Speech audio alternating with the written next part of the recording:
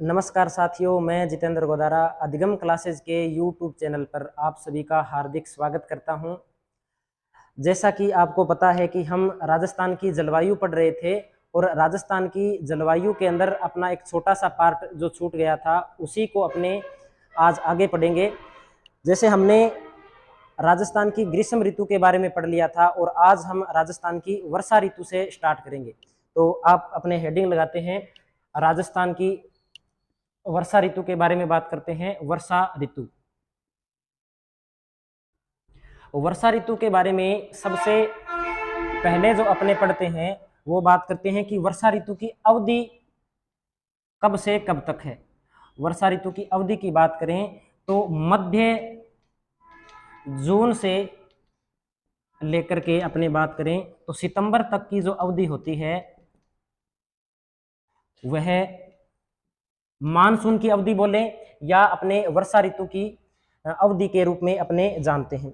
जैसा कि हमने ग्रीष्म ऋतु के अंदर पढ़ा था कि भारत के अंदर या राजस्थान का जो थार का मरुस्थल है, राजस्थान के थार के मरुस्थल में ग्रीष्म ऋतु के अंदर जून के माह में निम्न वायुदाब का निर्माण होता है, क्योंकि यहां से राजस्थान के एक इस भाग से कर्क रेखा गुजरती है और सूर्य की जो स्थिति होती है वो 21 जून को स्थिति होती है, वह कर्क रेखा पर होती है और कर्क रेखा पर सूर्य की किरणें सीधी पड़ने के कारण अपने जो थार का जो क्षेत्र है, थार के क्षेत्र में तापमान बढ़ जाता है। थार मरुस्थल के अंदर तापमान में वृद्धि हो जाती है और तापमान में वृद्धि होने के कारण जैसे हमने पढ़ा कि जब किसी भाग पर तापमान बढ़ता है, सूर्य की किरणें सीधी पड़ेगी तो सूर्य की किरणें सीधी पड़ने के कारण वहां पर तापमान अधिक हो जाता है। तापमान अधिक होने के कारण वह स्थल भाग होता है वो गर्म हो जाता है। स्थल के साथ साथ में हवा भी गर्म होती है। हवा गर्म होने के कारण हवा फैलने लगती है और हवा फैलने से उस क्षेत्र के ऊपर निम्न वायुदाब का निर्माण होता है। निम्न वायु दाब का निर्माण होने के कारण एक नियम लागू होता है कि हवा हमेशा उच्च वायु दाब से निम्न वायु दाब की ओर चलती है। और यही होता है कि जैसे ये 0 डिग्री रेखा है, या मैं आपको यहाँ पर बताऊं कि ये जो अपने भारत है, प्रायद्वीपीय भारत है और प्रायद्वीपीय भारत के दक्षिण से 0 डिग्री रेखा गुजरती है। इस 0 डिग्री रेखा के दक्षिण वाला जो भाग है, जून के महीने में यहाँ पे सर्दी होती है, क्योंकि सूर्य की किरणें कहाँ सीधी पड़ रही होती है, इसमें सूर्य की किरणें कर्क रेखा पे सीधी पड़ रही होती है।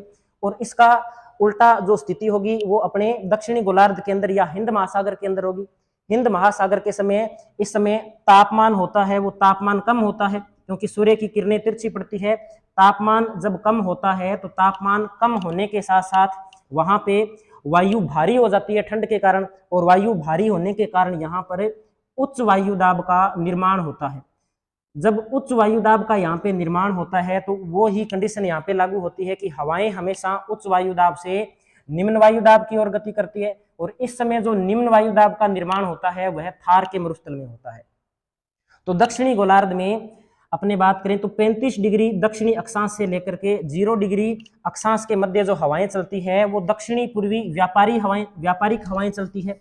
और यह व्यापारिक हवाएं इस क्षेत्र में निम्न वायुदाब के कारण, जब यहाँ पे निम्न वायुदाब बना हुआ है तो यह हवाएं भूमध्य रेखा को पार करते हुए फेरल के नियम का पालन करेगी, और फेरल के नियम का पालन करते हुए प्रायद्वीपीय भारत की ओर या थार के मरुस्थल की ओर बढ़ेगी।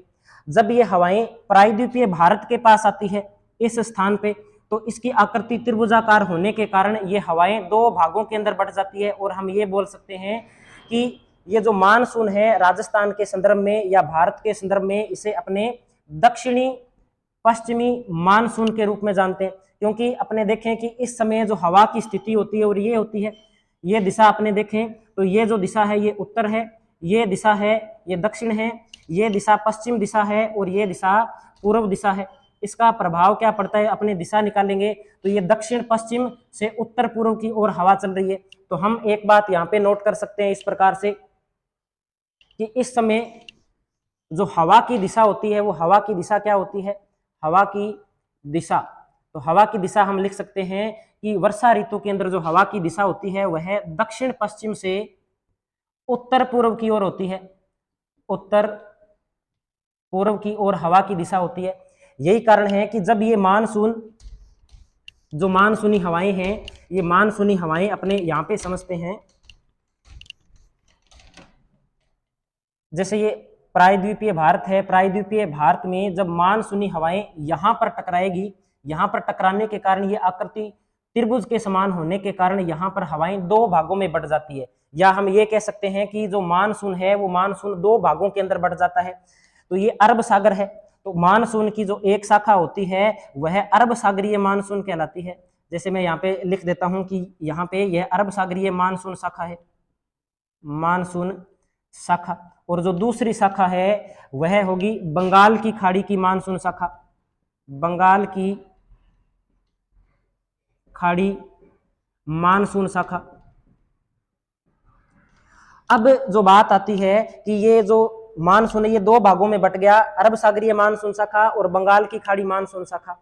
तो राजस्थान की स्थिति है, लगभग हम कहें कि राजस्थान की स्थिति यहाँ पे है। तो राजस्थान में अब कौन सी शाखा से वर्षा होगी, तो राजस्थान के संदर्भ में बात करें तो राजस्थान से दोनों ही शाखाओं से वर्षा होगी। अब वर्षा किस प्रकार से होगी उसको समझने से पहले मैं आपको दो बात और बता देता हूं, उसको अपने समझते हैं, और उसके बाद में वर्षा किस प्रकार से होती है उसके बारे में अपने बात करते हैं। तो एक साल के अंदर हम मान लेते हैं कि एक वर्ष के अंदर जो वर्षा होती है वो 100% वर्षा होती है राजस्थान के संदर्भ में, ऐसा मान लिया। तो अब वर्षा वैसे तो देखें तो वर्षा वर्ष भर होती है, लेकिन फिर भी वर्षा की एक निश्चित ऋतु है। तो हम देख लेते हैं कि 100% जो वर्षा अगर राजस्थान में हो रही है तो उसमें जो वर्षा ऋतु है, वर्षा ऋतु के दौरान हमें एक वर्ष में कुल होने वाली वर्षा का लगभग हमें 90% प्राप्त होता है। और वर्षा ऋतु के अलावा, वर्षा ऋतु के अलावा हम बात करें तो वर्षा ऋतु के अलावा जैसे शीत ऋतु के अंदर या ग्रीष्म ऋतु के अंदर जो दोगड़ा की बरसात होती है वह कुल वर्षा का लगभग हम ये मान सकते हैं कि 10% होती है। अब हमने अभी पढ़ा था कि जो दक्षिणी पश्चिमी मानसून है वो दो शाखाओं में बनता है, तो इसी प्रकार से हम दो शाखाओं की यहाँ पर बात करें तो बिल्कुल यहाँ पे कर सकते हैं कि एक शाखा है बंगाल की खाड़ी की शाखा। बंगाल की खाड़ी शाखा से हमें जो वर्षा प्राप्त होती है वह वर्षा हमें इस 90% वर्षा का बात करें तो हमें 70 से 80% जो वर्षा हमें प्राप्त होती है वो बंगाल की खाड़ी से होती है। वर्षा काल की कुल वर्षा का 70 से 80% जो वर्षा है वो हमें बंगाल की खाड़ी मानसून शाखा से राजस्थान को प्राप्त होती है। और जो अरब सागरीय शाखा है, अरब सागरीय शाखा, इस अरब सागरीय शाखा की हम बात करें तो अरब सागरीय शाखा से वर्षा ऋतु की कुल वर्षा का हमें 20 से 30% वर्षा की हमें प्राप्ति होती है। तो एक बात जो सबसे अच्छी हमारे समझ में आती है वो ये है कि राजस्थान में जो अधिकांश वर्षा होती है वर्षा ऋतु की वो हमें बंगाल की खाड़ी जो मानसून शाखा है उस शाखा से प्राप्त होती है, और जो कम वर्षा है वो हमें अरब सागरीय मानसून शाखा से प्राप्त होती है। इसे नोट कर लीजिए। इसके बाद में जो हम आगे देखते हैं तो आगे हम इन शाखाओं की बात करते हैं कि अब राजस्थान के अंदर सबसे पहले मानसून की कौन सी शाखा प्रवेश करती है और उसका क्या प्रभाव राजस्थान की जलवायु के ऊपर रहता है।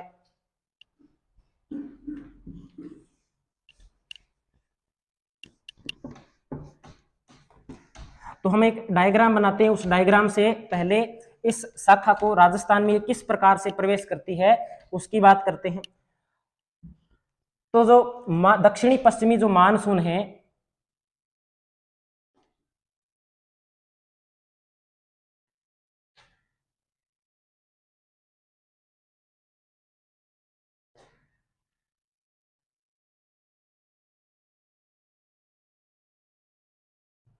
दक्षिणी पश्चिमी मानसून सबसे पहले अपने बात करें तो यहाँ पे जो राज्य पड़ता है वो केरल है।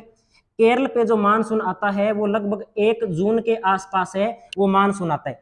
लेकिन भारत की मुख्य भूमि पे तो मानसून आ रहा है 1 जून को, लेकिन यहाँ पे कुछ द्वीप पड़ते हैं जैसे अंडमान निकोबार द्वीप समूह है, और अंडमान निकोबार द्वीप समूह के अंदर यहाँ पे जो महान निकोबार या ग्रेट निकोबार द्वीप है वो भारत का सबसे दक्षिणतम बिंदु है। सबसे पहले मानसून यहाँ जो महान निकोबार या ग्रेट निकोबार द्वीप है यहाँ पे प्रवेश करता है, और यहाँ पे जो इसकी लगभग तिथि रहती है वो रहती है लगभग 25 मई, यानी कि भारत में सबसे पहले मानसून प्रवेश करता है वो महान निकोबार द्वीप में करता है 25 मई को। लगभग जो तिथि है वो 25 मई है। भारत की मुख्य भूमि में जो मानसून प्रवेश करता है वो 1 जून को प्रवेश करता है। वो प्रवेश करता है केरल के आसपास, यहाँ पर अपने जो कन्याकुमारी क्षेत्र है यहाँ पे आता है। यहाँ से जब शाखाएं हैं वो 2 भागों में बढ़ जाती है। तो इस प्रकार से जो अरब सागरीय शाखा है, इसकी एक शाखा ये जो भारत का पश्चिमी तट है इसके समानांतर वर्षा करते हुए आगे बढ़ती है, और एक शाखा यहाँ पे जो नर्मदा और जो ताप्ती नदी की घाटी है यहाँ से प्रवेश करके छोटा नागपुर पठार की तरफ वर्षा करती है। और जो इसकी तीसरी शाखा है, ये तीसरी शाखा गिर की पहाड़ी से प्रवेश करते हुए गुजरात के अंदर इस अरावली के समानांतर मध्य अपने जो हिमाचल प्रदेश है, हिमाचल प्रदेश के अंदर एक स्थान पड़ता है धर्मशाला, इस धर्मशाला की ओर जाती है। तो सबसे पहले जो राजस्थान के अंदर प्रवेश करती है वो कौन सी शाखा प्रवेश कर रही है? अरब सागर की शाखा प्रवेश कर रही है। और उसके पश्चात जो बंगाल की खाड़ी शाखा है वो भारत में अपने इस साइड से प्रवेश करती है, बंगाल की खाड़ी से, और इसकी एक शाखा छोटा नागपुर पठार में टकराती है, और ये ही शाखा आगे चलकर अरावली की तरफ बढ़ती है। और ये जो हवाएं हैं इसे पुरवैया के नाम से भी जानते हैं, अपने पुरवैया के नाम से इसे जाना जाता है। मैं अभी आपको ये सारी बातें हैं ये नोट करवा देता हूं, इस डायग्राम को आप बना सकते हो। अब जो अपने पढ़ेंगे वो बात ये पढ़ेंगे कि राजस्थान के अंदर अरब सागरीय शाखा, सबसे पहले जिस शाखा की बात करेंगे वो शाखा है अरब सागर की मानसून शाखा, अरब सागरीय मानसून शाखा, अरब सागरीय मानसून शाखा राजस्थान में कब प्रवेश करती है? राजस्थान में प्रवेश, सबसे पहले बात करते हैं कि राजस्थान में प्रवेश कहां से करती है। तो राजस्थान में ये प्रवेश करती है बांसवाड़ा से, राजस्थान में प्रवेश करती है बांसवाड़ा से। कब प्रवेश करती है? तो ये लगभग 14 या 15 जून के आसपास राजस्थान के अंदर प्रवेश करती है। और बांसवाड़ा को इसी कारण से राजस्थान का मानसून प्रवेश द्वार इसे कहते हैं, बांसवाड़ा को कहते हैं राजस्थान का मानसून प्रवेश द्वार। कौन सा जिला कहलाता है? तो बांसवाड़ा कहलाता है, क्योंकि सबसे पहले अगर राजस्थान के अंदर मानसून कहीं से प्रवेश करता है तो वो बांसवाड़ा से करता है। अभी अपने एक राजस्थान का डायग्राम बनाकर अपने समझते हैं कि ये जो शाखा है अरब सागर वाली, ये कहां से किस प्रकार राजस्थान के अंदर प्रवेश करती है और इसका राजस्थान की जलवायु पर किस प्रकार से क्या प्रभाव पड़ता है।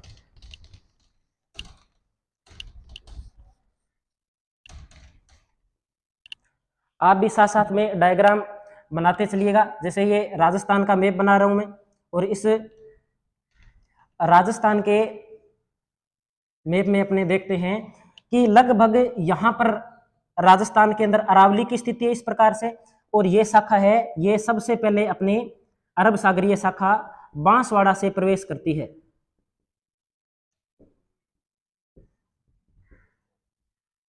कितनी तारीख को करती है? तो लगभग 14-15 जून को राजस्थान में प्रवेश करती है। यहां से प्रवेश करने के बाद में ये हवाएं इस अरावली के लगभग समानांतर होते हुए राजस्थान, पंजाब, हरियाणा से प्रवेश करते हुए अपने ये हिमाचल प्रदेश की ओर चली जाती है, और राजस्थान में ये वर्षा नहीं कर पाती। लेकिन फिर भी अपने यहाँ पर 2-3 बातें हैं वो नोट कर सकते हैं कि यह शाखा राजस्थान में वर्षा क्यों नहीं करती। तो एक तो क्या है, यहाँ पे अरावली है, अरावली की समानांतर स्थिति के कारण ये वर्षा नहीं कर पाती। अगर हमसे पूछ ले कि राजस्थान में कौन सी मानसून शाखा है वो सबसे ज्यादा आर्द्रता लेकर के आती है, तो सबसे ज्यादा जो आर्द्रता लेकर के आती है वो मानसून की अरब सागरीय शाखा है। तो मैं इससे संबंधित जो बातें हैं वो आपको अभी नोट करवा देता हूं। ये डायग्राम भी आप बना लीजिएगा।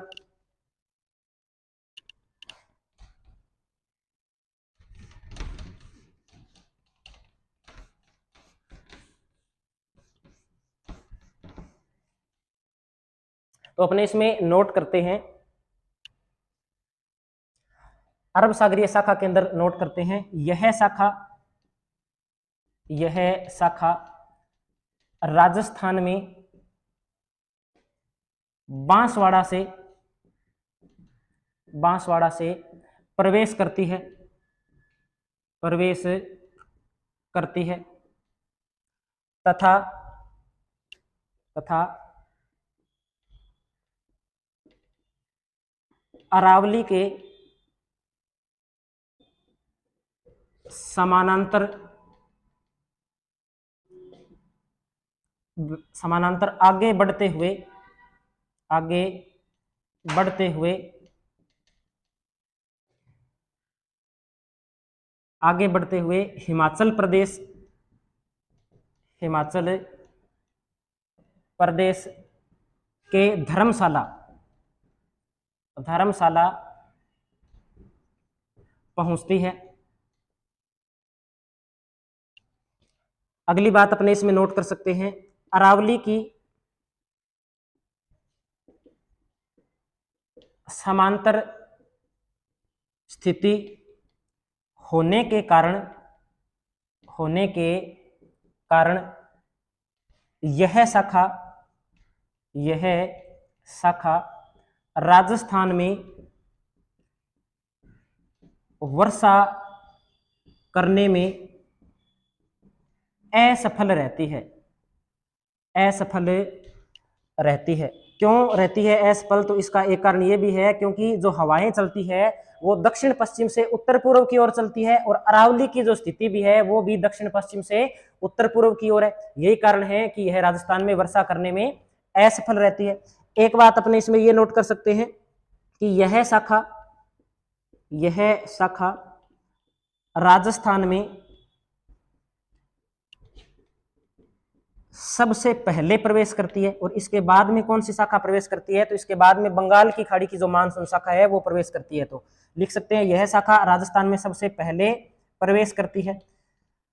एक बात ये भी लिख सकते हैं अपने इसके अंदर कि कौन सी शाखा है जो सबसे पहले या सबसे ज्यादा आर्द्रता लेकर के आती है। तो सबसे ज्यादा जो आर्द्रता लेकर के आती है राजस्थान में, वो शाखा भी कौन सी शाखा है? अरब सागरीय शाखा है। तो लिख देते हैं यह शाखा, यह शाखा राजस्थान में सर्वाधिक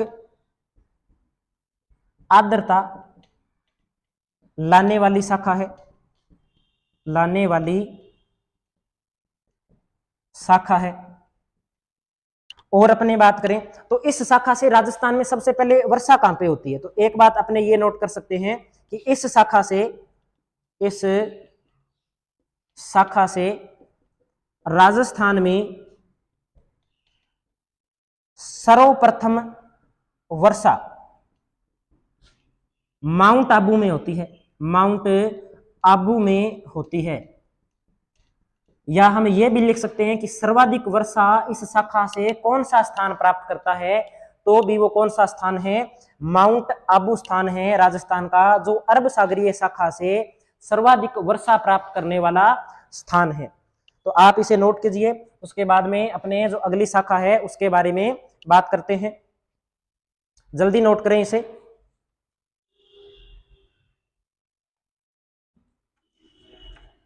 मेरे हिसाब से आपने अब तक नोट कर लिया होगा। अगर नोट कर लिया है तो मैं आगे बढ़ते हैं। दूसरी शाखा की अपने बात करते हैं। और इस शाखा का अगर आप एक डायग्राम बनाना चाहें तो नॉर्मल सा इस प्रकार डायग्राम आप बना सकते हैं कि ये जो शाखा है ये कौन सी शाखा है राजस्थान के अंदर जो इस प्रकार से प्रवेश कर रही है। ये अरावली की स्थिति हो गई, लिख दीजिए आप यहाँ पे अरावली। और इसके बाद में आप यहाँ से इस बांसवाड़ा से कौन सी शाखा का प्रवेश कराएंगे या कौन सी शाखा बांसवाड़ा से प्रवेश करती है? तो ये अरब सागरीय शाखा है, अरब सागरीय शाखा। और ये इस प्रकार से आप बना दीजिए कि इस प्रकार से ये हवाएं अरावली के समानांतर होती हुई राजस्थान से गुजर जाती है, और इससे हमें राजस्थान को कम वर्षा प्राप्त होती है। तो उम्मीद करता हूं कि आपको ये समझ में आया होगा। इससे आगे अपने स्टार्ट करते हैं, दूसरी शाखा की बात करते हैं कि दूसरी शाखा कौन सी है जिससे राजस्थान को क्या है वर्षा प्राप्त होती है।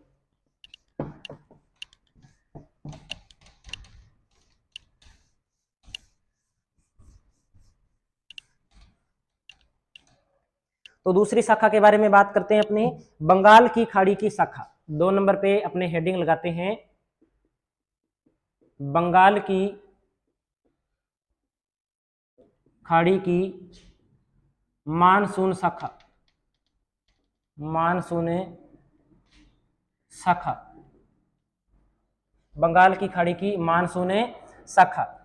अब जैसा कि हमने पिछले मैप के अंदर पढ़ा था, जैसे मैं फिर से थोड़ा सा आपको रिवाइज करवा दूं, ये जैसे ये भारत है और भारत के अंदर इस प्रकार से अपने देख लेते हैं थोड़ा सा कि यहाँ पे जो मानसून आया ये अरब सागरीय शाखा थी और ये जो शाखा आ रही है ये बंगाल की खाड़ी की शाखा थी, बंगाल की खाड़ी की शाखा, बंगाल की खाड़ी की शाखा। ये इस प्रकार से अपने बात करें कि इसकी एक शाखा यहाँ पे एक पर्वत श्रृंखला पड़ती है म्यांमार के अंदर, उसका नाम है अराकानियोमा, अराकानयोमा। यहां से एक शाखा इस प्रकार से अपने गंगा के मैदान की ओर बढ़ती है, एक शाखा यहाँ पर छोटा नागपुर पठार की ओर बढ़ती है, ये यहाँ पे छोटा नागपुर का पठार पड़ता है, और यही शाखा क्या है इस प्रकार से अपने राजस्थान की ओर बढ़ती है। और जब ये हवाएं राजस्थान की ओर बढ़ती है तो राजस्थानी भाषा में इसे अपने पुरवैया के नाम से जानते हैं, कि जो बंगाल की खाड़ी की ओर से जो मानसूनी हवाएं राजस्थान की ओर आती है उसे अपने क्या बोलते हैं, तो उसे हम पुरवैया बोलते हैं, पुरवैया के नाम से इसे जाना जाता है। एक मैप के अंदर क्या है, हम इसे राजस्थान में समझ लेते हैं कि ये राजस्थान में किस प्रकार से प्रवेश करती है। तो एक राजस्थान का मैप बना लेते हैं अपने, और इस राजस्थान वाले मैप में देखें तो यहाँ पे जो लगभग जिला पड़ता है, ये जिला कौन सा है, ये जिला है झालावाड़।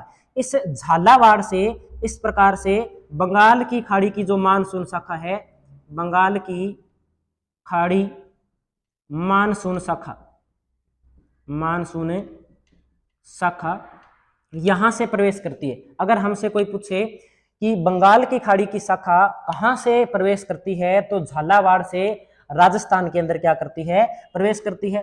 यहां पे वही अरावली आ गई। फिर अब की बार अरावली का क्या योगदान है उसको हम थोड़ा सा समझ लेते हैं। ये जो मानसूनी हवाएं हैं, ये इस प्रकार से हवाएं जब आगे बढ़ती है और आगे बढ़कर अरावली के पास में आती हैं, तो अरावली की ऊंचाई है वो अच्छी खासी ऊंचाई है, लगभग हम ये मान सकते हैं कि औसत ऊंचाई वो 930 मीटर के आसपास है। और हमें जैसा कि पिछली क्लास में हमने पढ़ा था कि जैसे जैसे कोई हवा है या अपने वायुमंडल की बात करें कि ये सतह, इस सतह से हम क्या है, इस स्थल से हम ऊपर की ओर जाते हैं, तो प्रति 165 मीटर की ऊंचाई के ऊपर 1 डिग्री सेंटीग्रेड तापमान में क्या होती है, कमी होती है। तो यह नियम बिल्कुल यहाँ पे भी लागू होता है, क्योंकि जैसे ही अरावली से हवाएं टकराती है तो हवाएं क्या है, ऊपर उठने लगती है, और जैसे ही हवाएं ऊपर उठेगी, ऊपर उठने के कारण वो हवाएं ठंडी हो जाएगी, और जैसे हवा ठंडी होगी, हवा के ठंडे होने के कारण जो मानसूनी हवाएं हैं वो नमी जिसने धारण कर रखी है वो यहाँ पे क्या है, वर्षा करेगी। तो जैसे ही मानसूनी हवाएं इस क्षेत्र में ऊपर उठती है तो बादलों से क्या है, यहाँ पर इस क्षेत्र के अंदर वर्षा होती है। और इस क्षेत्र के अंदर ये अगर हम बात करें तो ये पूर्वी राजस्थान है, और इस शाखा से जो सबसे ज्यादा वर्षा होती है वो कहाँ पे होती है, तो वो सबसे ज्यादा वर्षा होती है पूर्वी राजस्थान के अंदर। और पूर्वी राजस्थान में वर्षा होने का कारण क्या है, तो पूर्वी राजस्थान में वर्षा होने का कारण ये है क्योंकि अरावली सामने अवरोध पैदा करती है, अवरोध के कारण हवाएं ऊपर उठती है, और जैसे ही हवा ऊपर उठेगी हवा ठंडी हो जाएगी, और ठंडी होते ही मानसूनी हवाएं क्या करती है, वर्षा करती है। क्योंकि यहाँ से एक प्रकार से मैं ये कहूँ कि यहाँ पर सहवनीय धाराओं की क्या होती है, उत्पत्ति होती है, और इससे यहाँ पे वर्षा प्राप्त होती है। अब इसके बाद की स्थिति क्या होती है, जैसे ही हवा ऊपर उठती है यहाँ पे तो वर्षा हो जाती है, अरावली को जैसे ही ये हवाएं पार करेगी, अरावली को पार करने के बाद में ये हवाएं हैं ये मरुस्थल की ओर नीचे उतरेगी। तो जैसे ही कोई हवा वायुमंडल के अंदर बात करें कि ऊपर से हम नीचे की ओर आते हैं तो तापमान में क्या होती है, वृद्धि होती है। और यही नियम बिल्कुल यहाँ पे लागू हो जाएगा, क्योंकि जैसे ही हवाएं अरावली के पश्चिम की ओर नीचे उतरेगी, नीचे उतरने के साथ साथ वहां पे उन हवाओं के तापमान में वृद्धि हो जाएगी। और वृद्धि के कारण दो हैं, एक नियम तो ये लागू हो जाएगा कि हवाएं क्या है, ऊपर से नीचे आ रही है, और नीचे आने पर तापमान में वायुमंडल के अंदर, क्षोभमंडल के अंदर वृद्धि हो रही है।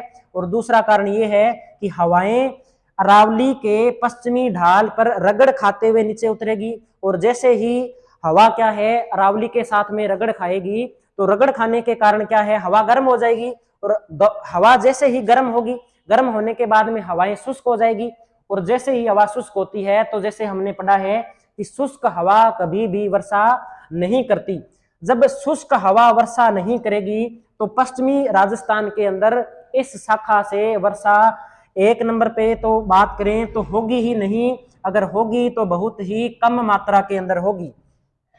तो हम यहां से इस प्रकार समझ सकते हैं कि जो बंगाल की खाड़ी की मानसून शाखा है उससे पूर्वी राजस्थान में तो अच्छी बरसात होती है, लेकिन अरावली से जैसे ही हवाएं क्या है नीचे उतरने का पश्चिम की ओर प्रयास करती है तो हवाएं गर्म हो जाती है, और हवा गर्म होने के कारण वृष्टि छाया प्रदेश का निर्माण करती है।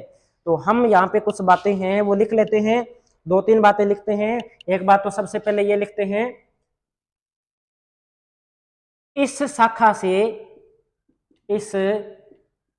से राजस्थान को वर्षा ऋतु में प्राप्त होने वाली कुल वर्षा का 70 से 80% वर्षा प्राप्त होती है। कहां से प्रवेश करती है ये शाखा, तो दूसरी बात हम लिख देते हैं राजस्थान में प्रवेश। तो हम लिखेंगे कि राजस्थान में प्रवेश होता है वह झालावाड़ से होता है। कौन से जिले से होता है, तो झालावाड़ जिले से यह शाखा है वो राजस्थान के अंदर प्रवेश करती है। इसके बाद में हम लिख लेते हैं कि यह शाखा, या ऐसे लिखें कि इस शाखा के मार्ग में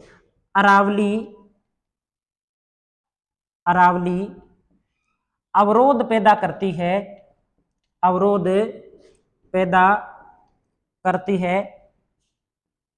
जिस कारण हवाएं ऊपर उठती है। आगे अपने लिखें, हवाओं के ऊपर उठने के कारण हवा ठंडी होकर पूर्वी राजस्थान में वर्षा प्रदान करती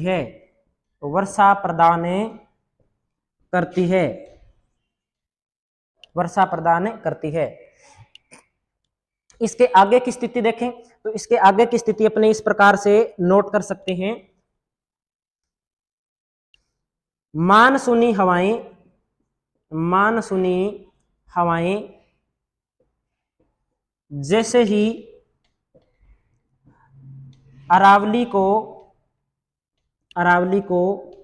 पार कर पश्चिम की ओर नीचे उतरती है, पश्चिम की ओर नीचे उतरती है, तो इन हवाओं के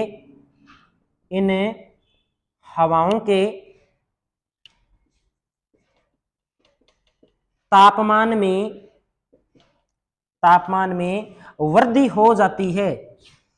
जैसा कि मैंने अभी पीछे मैप के अंदर आपको समझाया था कि अरावली को जैसे ही हवाएं पार करती है पश्चिम की ओर हवाएं नीचे उतरती है, नीचे उतरने के कारण हवा क्या हो जाती है, गर्म हो जाती है, उसके तापमान में वृद्धि हो जाती है, तथा हवाएं अपनी नमी को खो देती है, या मैं ये कहूं कि हवाएं क्या हो जाती है, हवाएं शुष्क हो जाती है।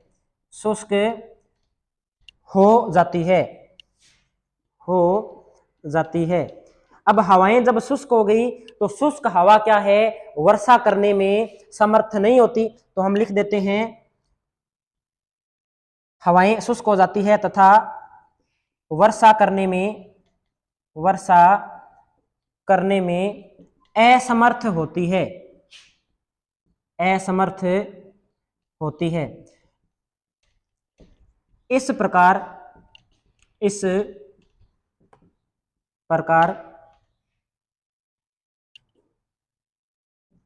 बंगाल की खाड़ी मानसून शाखा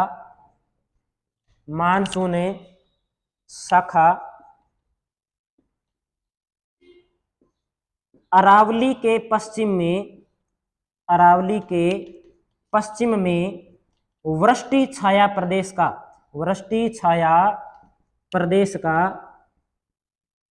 का निर्माण करती है। ठीक है, तो उम्मीद करता हूं कि ये बात आपको समझ आई होगी। और अब मैं आपको एक डायग्राम बना देता हूं, उस डायग्राम को आप बना लीजिएगा ताकि क्या ये आपको आसानी से समझ में आ जाएगा। जल्दी से आप इसे नोट कर लीजिए, जल्दी नोट करें इसे। एक डायग्राम बनाते हैं अपने।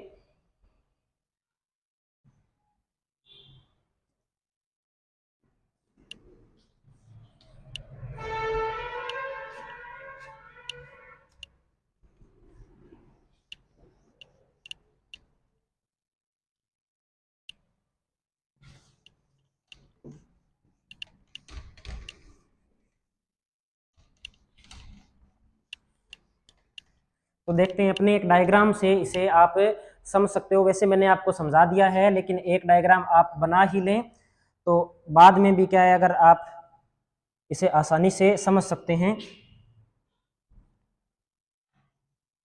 जैसे ये हमने यहाँ पे अरावली बनाई थी, इस प्रकार से हमने झालावाड़ से जो बंगाल की खाड़ी मानसून है इसको प्रवेश करवाया था। बंगाल की खाड़ी जो मानसून है ये शाखा है, ये इस झालावाड़ से प्रवेश करती है। झालावाड़, ये भी आप नोट कर लीजिएगा। ये शाखा यहाँ तक इस क्षेत्र में खूब वर्षा करती है, इस वाले भाग में। और जब ये हवाएं क्या है यहाँ से इस अरावली को पार करती है तो ये हवाएं क्या हो जाती है, शुष्क हो जाती है। और इस क्षेत्र के अंदर यानी कि पश्चिमी राजस्थान के अंदर या अरावली के पश्चिम में ये वृष्टि छाया प्रदेश का निर्माण करती है। वृष्टि छाया प्रदेश का निर्माण करती है प्रदेश, ये वृष्टि छाया प्रदेश हो गया। अब कुछ बच्चों को पता नहीं होगा कि वृष्टि छाया प्रदेश क्या होता है, तो मैं फिर से बता देता हूं कि जैसे कोई पहाड़ी है, पहाड़ी के एक तरफ ज्यादा वर्षा हो रही है और दूसरी तरफ हवाएं जब नीचे उतरती है तो गर्म हो जाती है, वहां पे वर्षा नहीं करती। तो जिस क्षेत्र में वर्षा नहीं होती उसे हम वृष्टि छाया प्रदेश के नाम से जानते हैं। तो इस डायग्राम को आप बना लीजिए। फिर हम कुछ और बातें लिख लेते हैं कि राजस्थान में औसत वर्षा के दिन कितने हैं, सर्वाधिक वर्षा प्राप्त करने वाला स्थान कौन सा है, सबसे कम वर्षा राजस्थान में कौन सा स्थान प्राप्त करता है। और एक दो बातें और अपने नोट कर लेते हैं, स्थान कौन सा है, जिला कौन सा है, सारी बातें अपने कर लेते हैं। तो मैं इधर लिखता हूं कि राजस्थान में वर्षा के दिन कितने, है ना। तो राजस्थान में वर्षा के जो दिन होते हैं, राजस्थान में वर्षा के दिन, तो राजस्थान में जो औसत अगर अपने बात करें वर्षा के दिन होते हैं तो वो दिन होते हैं 60। कितने दिन होते हैं, 60 दिन होते हैं। लेकिन 60 दिन, या मैं ऐसे कहूं कि राजस्थान में जो मानसून रहता है वो मानसून कितने दिन अपने रहता है, मानसून की अवधि कितनी है ना। तो मैं ऐसे लिखूं कि राजस्थान में मानसून की अवधि कितनी है, ऐसे लिखते हैं अपने मानसून की अवधि। तो राजस्थान में जो मानसून की अवधि है वो अवधि है 60 दिन। अब जो दूसरी बात करें कि राजस्थान में वर्षा अपने कितने दिन होती है, तो औसत वर्षा के दिन कितने, तो मैं लिखता हूं राजस्थान में औसत वर्षा के दिन। तो राजस्थान में औसत वर्षा के दिन है लगभग 45 दिन राजस्थान में क्या होती है, वर्षा होती है। अब मैं ये बात करूं कि राजस्थान में जो सर्वाधिक वर्षा होती है अपने, वो कौन से जिले में होती है, कौन से जिले में होती है। तो राजस्थान में सर्वाधिक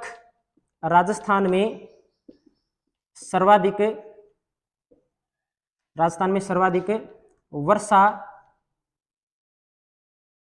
वर्षा के दिन कौन से जिले में?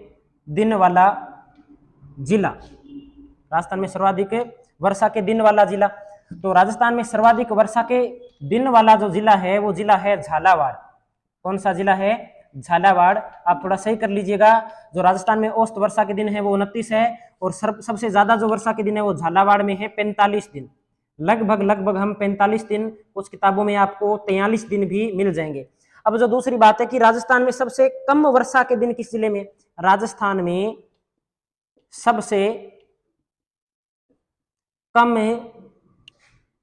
वर्षा के दिन, तो राजस्थान में सबसे कम वर्षा के दिन होते हैं जैसलमेर में। जैसलमेर में 0 से लेकर के 5 दिन होते हैं। हो सकता है कि राजस्थान में एक ही दिन वर्षा नहीं हो, यह भी हो सकता है कि राजस्थान में अधिकतम क्या है 5 दिन तक क्या है वर्षा हो जाए। तो दोनों ही बातें हैं, तो हम लिख देते हैं 1 से 5 दिन या 0 से 5 दिन हम क्या है यहाँ पे नोट कर सकते हैं, यहाँ पे हम नोट कर सकते हैं।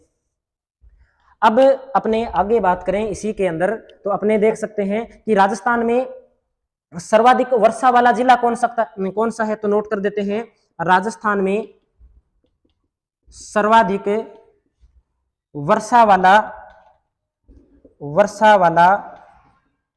जिला, तो राजस्थान में सर्वाधिक वर्षा वाला जिला है झालावाड़।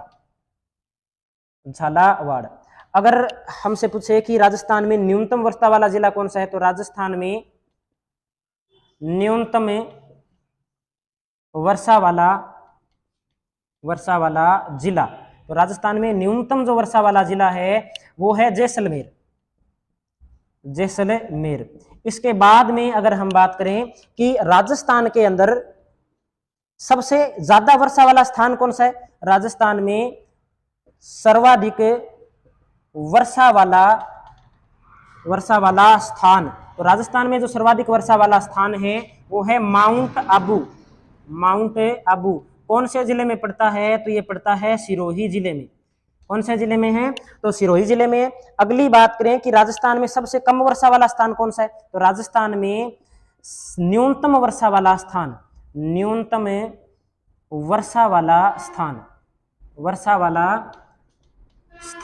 तो राजस्थान में न्यूनतम वर्षा वाला जो स्थान है, राजस्थान में न्यूनतम वर्षा वाला स्थान है सम। और सम कौन से जिले में पड़ता है, तो सम पड़ता है जैसलमेर में। सम के अंदर बात करें तो 0 से लेकर के 15 सेंटीमीटर तक वर्षा हो सकती है। माउंट आबू की अगर बात करें तो 120 सेंटीमीटर से लेकर के और 150 सेंटीमीटर तक जो वर्षा है वो यहाँ पर होती है। तो इसे आप जल्दी से नोट कर लीजिए, जल्दी इसे नोट करें आप।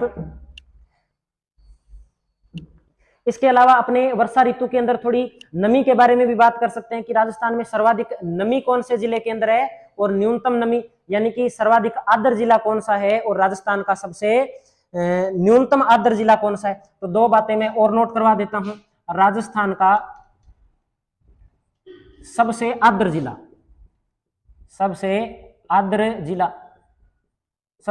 जिले की बात करें तो जिला है झालावाड़। और सबसे शुष्क जिले की बात करें, राजस्थान का सबसे शुष्क जिला, तो शुष्क जिला है जैसलमेर। शुष्क जिले में हम लिख सकते हैं जैसलमेर। तो इस प्रकार से अपने देखें तो राजस्थान के अंदर क्या होती है, वर्षा होती है, जो हमने अभी तक देख लिया, जिसमें कि अरब सागर की शाखा राजस्थान में सबसे पहले प्रवेश करती है। बांसवाड़ा को राजस्थान में वर्षा का प्रवेश द्वार बोलते हैं। और प्रवेश कब करती है, तो लगभग 14-15 जून के आसपास क्या है, यह राजस्थान के अंदर प्रवेश करती है। और पूछ ले कि राजस्थान में सबसे आर्द्रता कौन सी शाखा लेकर के आती है, तो सबसे ज्यादा जो आर्द्रता है वो अरब सागर की शाखा लेकर के आती है। और सबसे ज्यादा वर्षा कौन सी करती है, तो सबसे ज्यादा वर्षा है, हमने समझा कि सबसे ज्यादा वर्षा बंगाल की खाड़ी जो मानसून शाखा है वो सबसे ज्यादा क्या करती है, वर्षा करती है। इसके बाद में हमने देखा कि वृष्टि छाया प्रदेश का निर्माण कौन सी शाखा करती है, तो वृष्टि छाया प्रदेश का जो निर्माण है वो बंगाल की खाड़ी की जो शाखा है वो राजस्थान में वृष्टि छाया प्रदेश का क्या करती है, निर्माण करती है। तो इस प्रकार से राजस्थान के अंदर वर्षा ऋतु रहती है। अब जैसे ही वर्षा ऋतु पूरी होती है, वर्षा ऋतु पूरी होने के बाद में जो अगली ऋतु आएगी वो अपने ऋतु पढ़ेंगे शरद ऋतु। शरद ऋतु की क्या विशेषता है? तो शरद ऋतु के अंदर दिन का तापमान अधिक होता है, रात का तापमान होता है वो कम होता है। जैसा कि मैंने आपको क्लास के अंदर बताया था कि तापमान और तापांतर तीनों अलग अलग चीजें हैं। यानी कि जो शरद ऋतु होती है उसके अंदर जो तापांतर होता है ना, वो तापांतर ज्यादा होता है। यानी कि तापांतर का मतलब है दिन के अधिकतम और दिन के न्यूनतम तापमान के बीच जो अंतर होता है उसे अपने तापांतर के रूप में जानते हैं। और इस ऋतु की जो विशेषता है, शरद ऋतु की विशेषता की बात करें तो शरद ऋतु की जो विशेषता है वो है कि दैनिक तापांतर क्या होता है? अधिक होता है।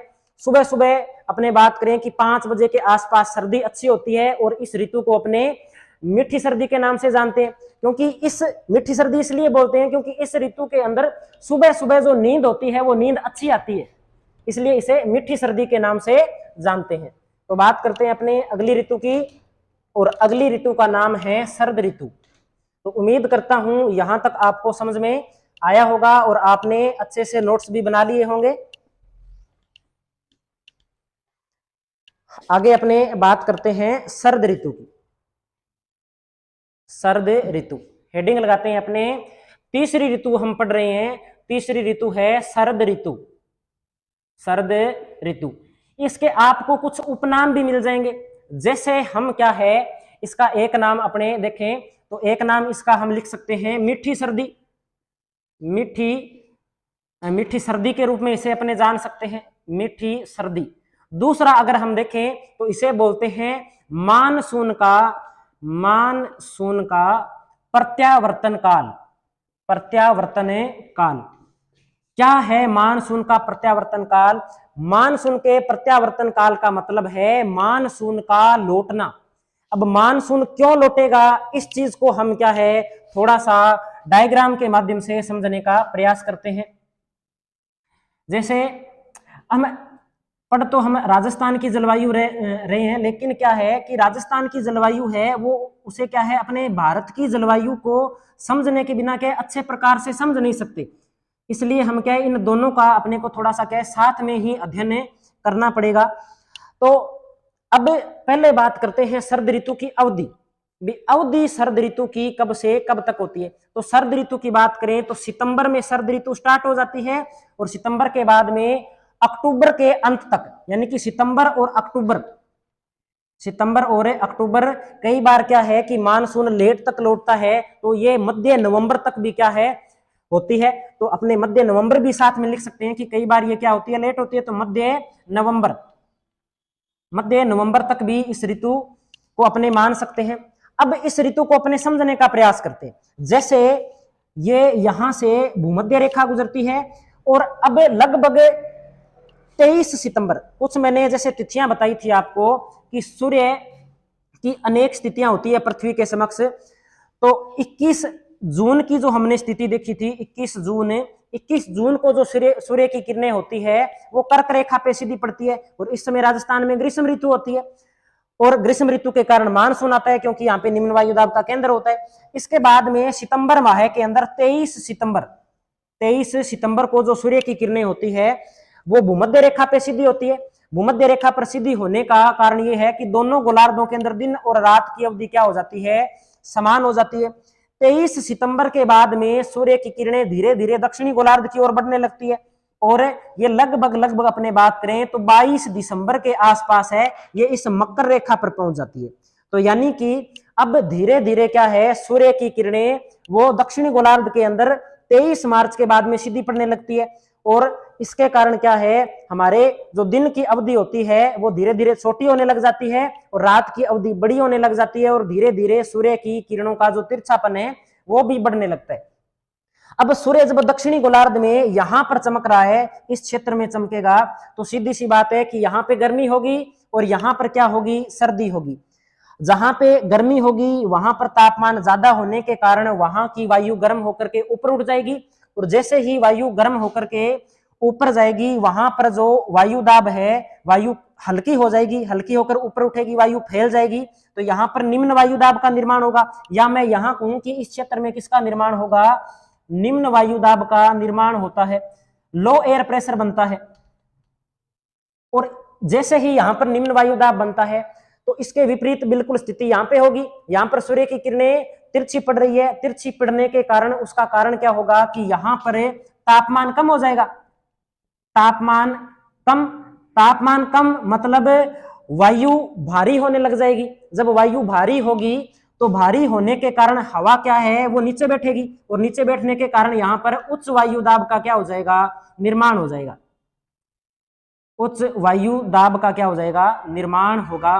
और हवा का नियम जैसे कि आपको पता ही है कि हवा हमेशा उच्च वायु दाब से निम्न वायु दाब की ओर गति करती है।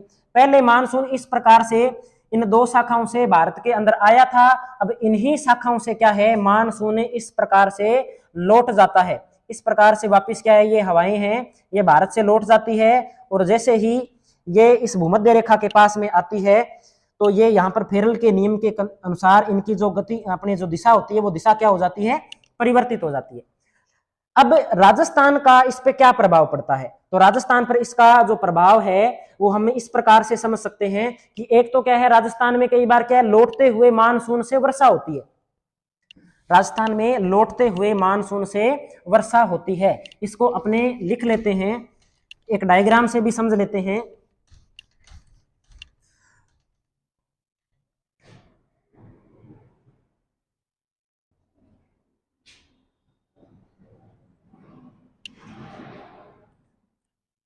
जब मानसून आया था तब हवाओं की दिशा कुछ इस प्रकार से थी, लेकिन शरद ऋतु के अंदर जो हवा है उन हवाओं की दिशा कुछ इस प्रकार से होगी। इस प्रकार से क्या है, हवाएं लौट रही होगी।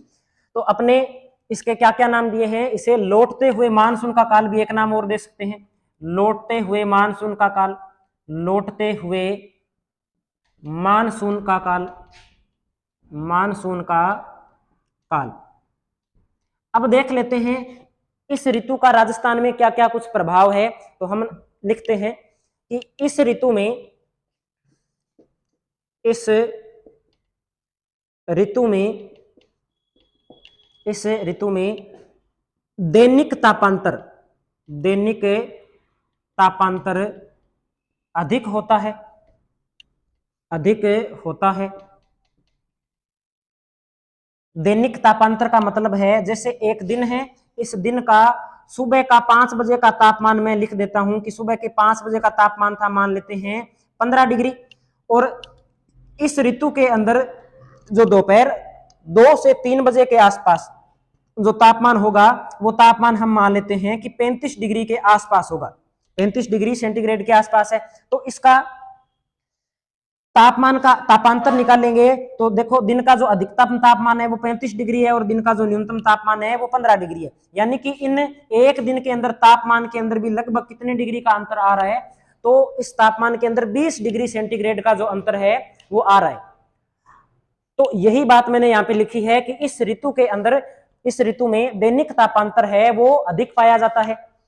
इस ऋतु में दैनिक तापांतर अधिक पाया जाता है। इस ऋतु में हवा की दिशा लिख लेते हैं, हवा की दिशा।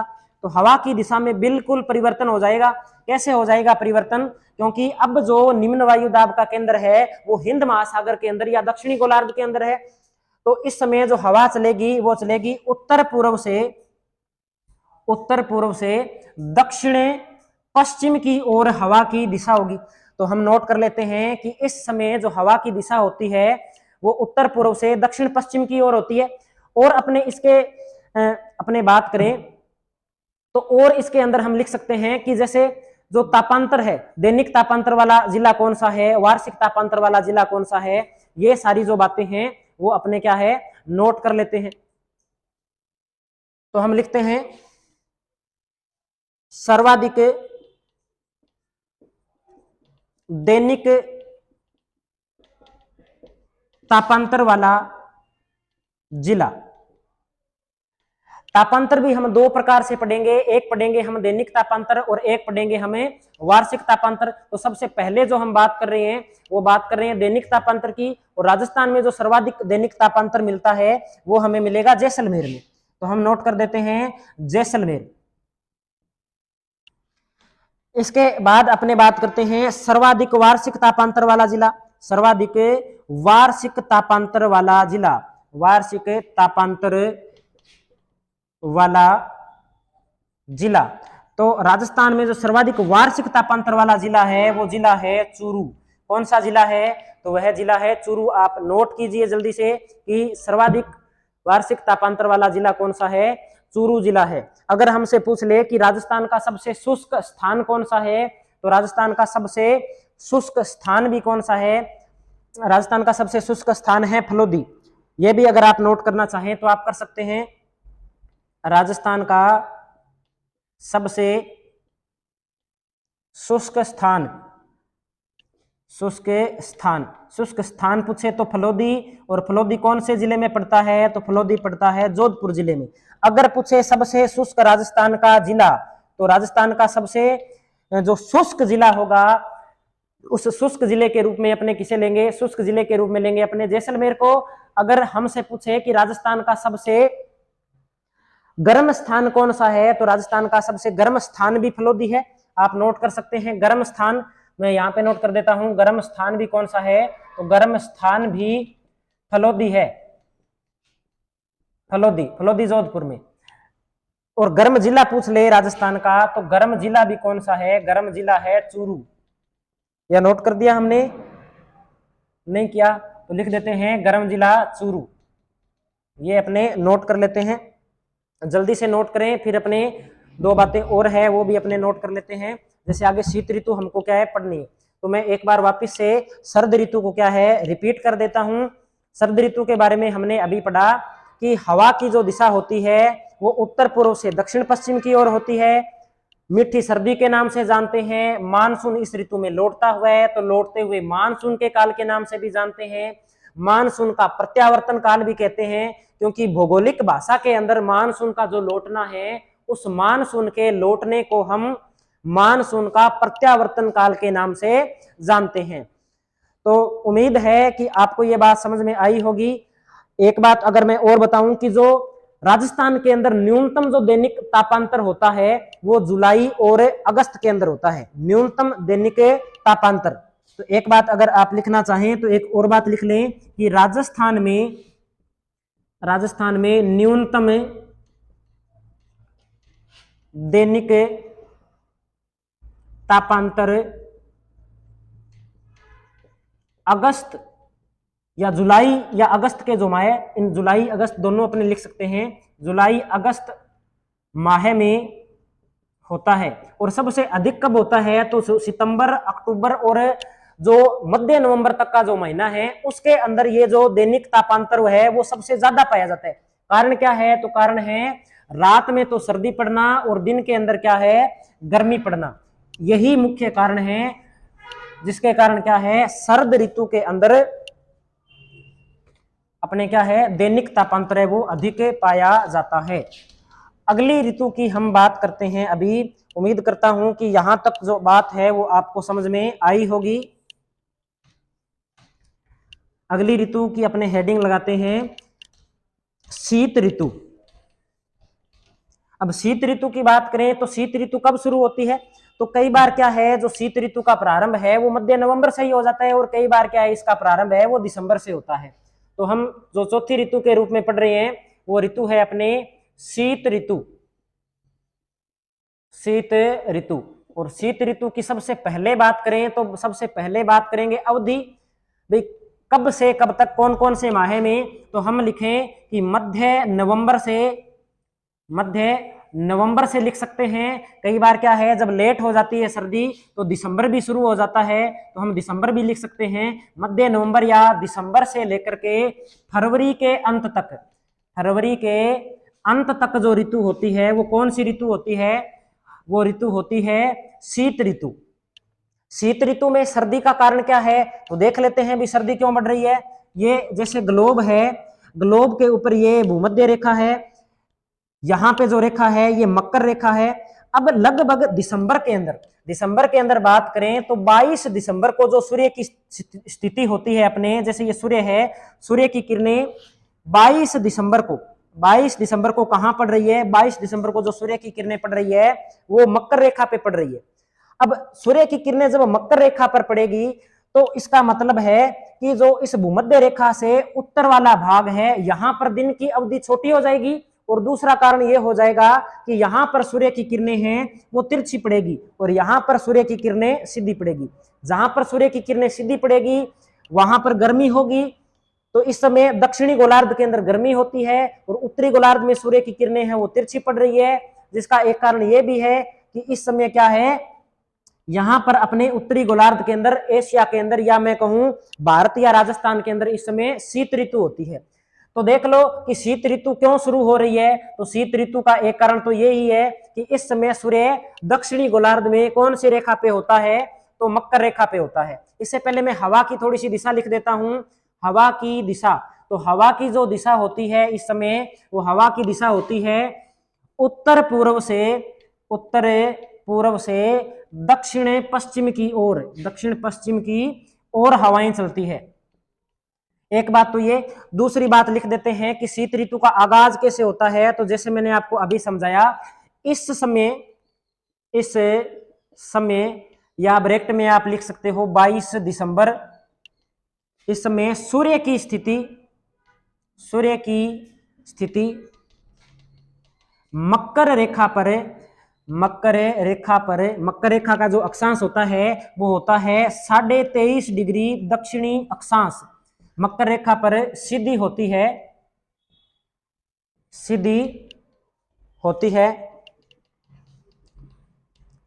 जिस कारण उत्तरी गोलार्ध में सूर्य की किरणें तिरछी पड़ती है तथा ताप की कम प्राप्ति होती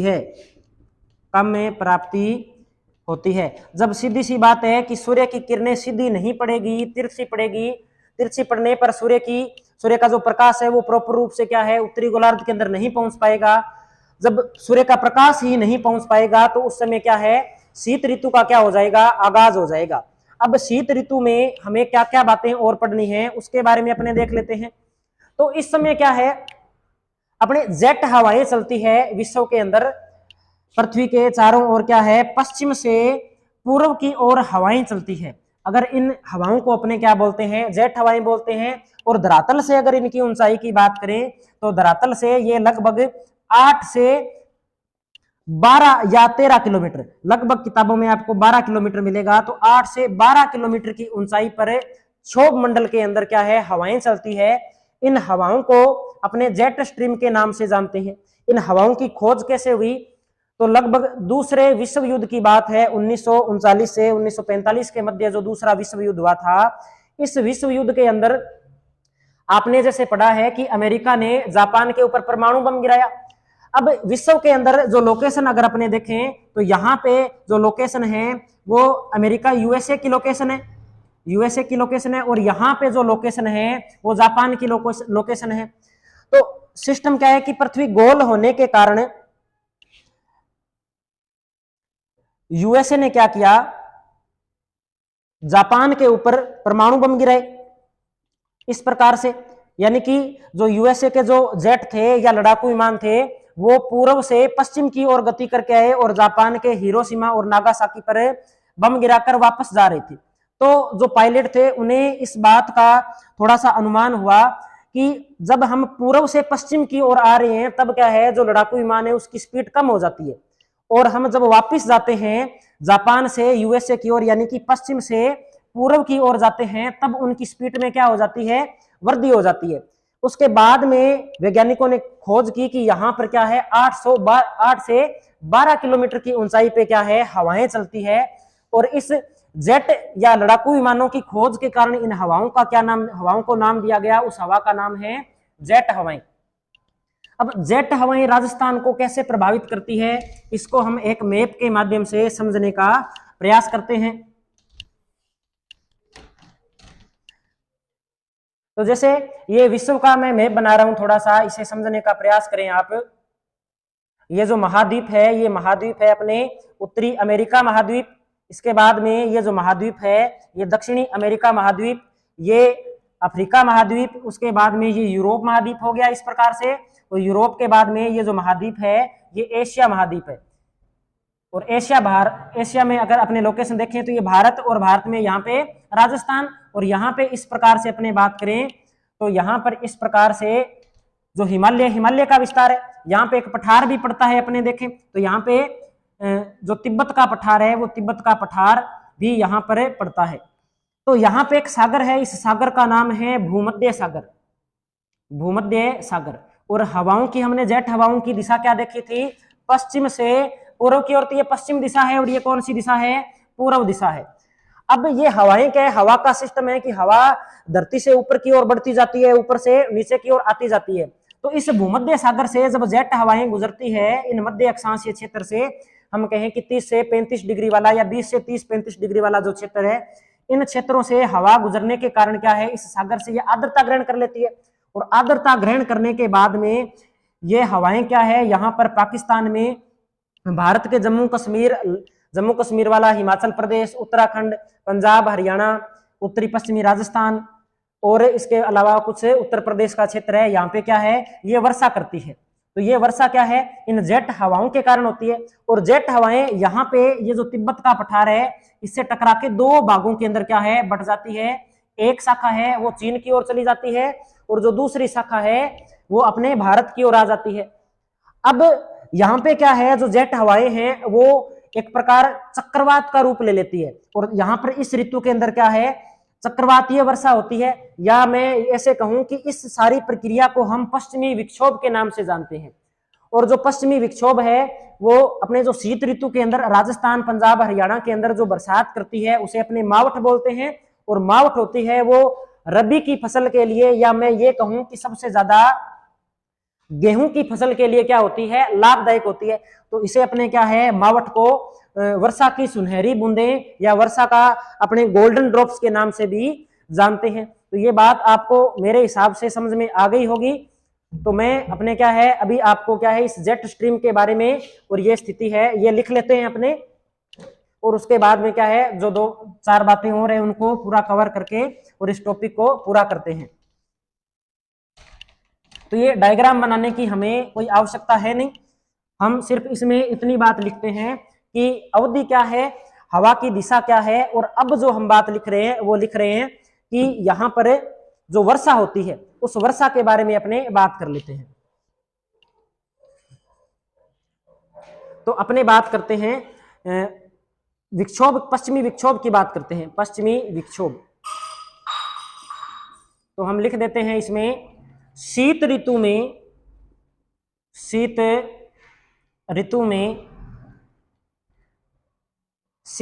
में भूमध्य सागरीय हवाओं द्वारा होने वाली वर्षा मावठ कहलाती है, मावठ कहलाती है। यह वर्षा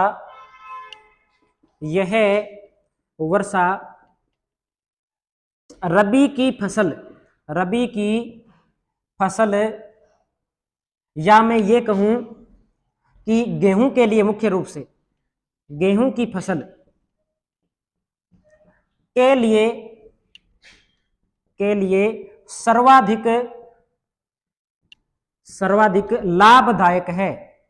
लाभदायक होती है। इसलिए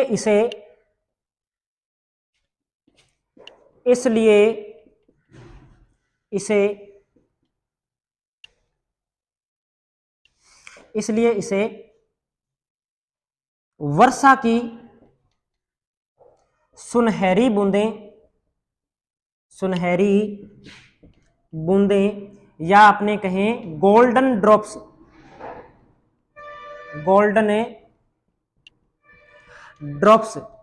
के नाम से जाना जाता है। ये वर्षा कहां कहां पे होती है, तो हम लिख देते हैं जैसे जम्मू कश्मीर है, हिमाचल प्रदेश है, इस क्षेत्र के अंदर तो ये क्या है, हिम के रूप में यानी कि बर्फ के रूप में गिरती है। और जैसे अपने राजस्थान है, राजस्थान हो गया, पंजाब हो गया, हरियाणा, या मैं ये कहूं कि जो पश्चिमी उत्तर प्रदेश है, पश्चिमी उत्तर प्रदेश, इस क्षेत्र में ये क्या है, वर्षा के रूप में होती है, या मैं ये कहूं कि ये क्या होती है, मावठ के रूप में होती है। तो उम्मीद करता हूं कि ये बात आपको समझ में आई होगी। इसके साथ में मैं आपको एक बात और बताता हूं कि जैसे हमने, पहले आप इस चीज को नोट कर लीजिए, उसके बाद में अपने आगे देखते हैं। तो आपने नोट कर लिया होगा इसको अब तक।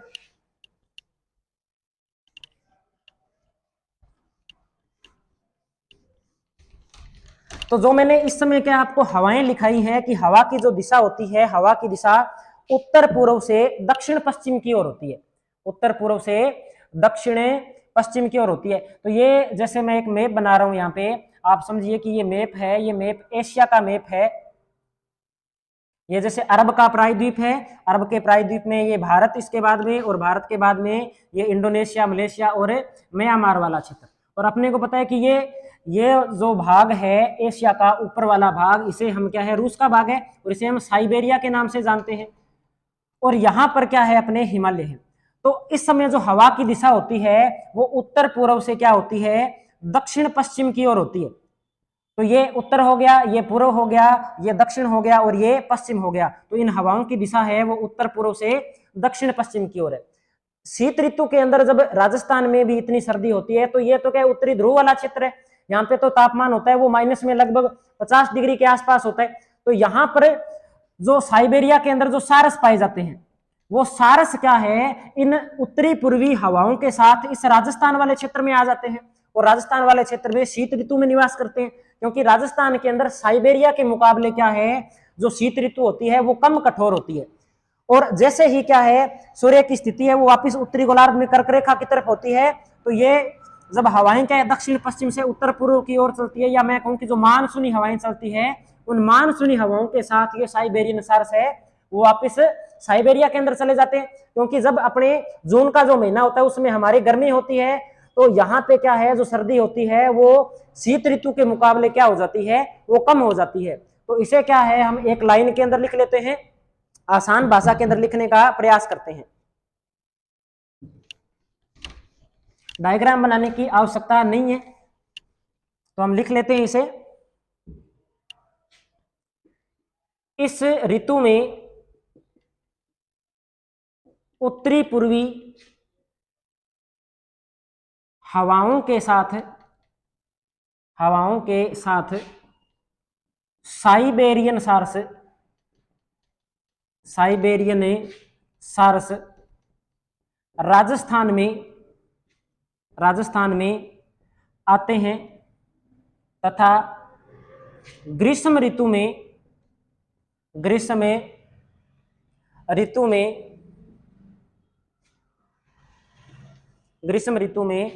चलने वाली दक्षिणी पश्चिमी या दक्षिण पश्चिम से उत्तर पूर्वी हवाओं के साथ वापिस